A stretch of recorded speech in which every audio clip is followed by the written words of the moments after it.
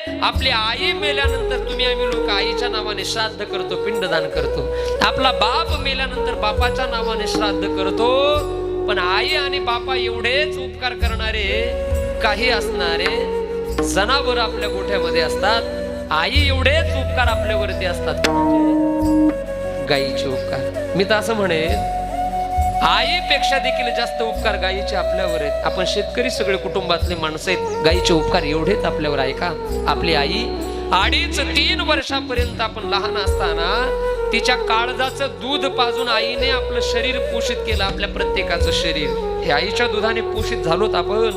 त्या आईच्या दुधाच्या ऋणातून उत्तीर्ण होण्याकरता आपली माय मेल्यानंतर माईच्या नावाने आपण पिंडदान करतो. आई तरी 2.5-3 वर्ष 2 वर्ष, पण गाय आपण जन्माला आल्यापासून ती मरेपर्यंत आपल्याला दूध देते ना, आपलं संपूर्ण कुटुंब पोषित करते ती गाय.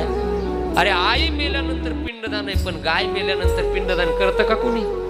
पिंडदानाचं सोडा, गाय मेल्यानंतर तिचा अंत्यविधी देखील चांगला करत नाहीत आपल्यातले काही माणसं. गाय मेली की कुठेतरी रस्त्याच्या कडेला कोल्ह्या कुत्र्याला खाण्याकरता टाकून देतात माणसं. तिला पुरत पण नाहीत, जेसीबी आणून किंवा खड्डा खांदून नाहीत पुरत. कोल्ह्या कुत्र्याला खाण्याकरता तुम्ही आम्ही लोक त्या गायीला सोडतो, पण तसं करू नये. गायीचे उपकार आईपेक्षाही श्रेष्ठ आहेत.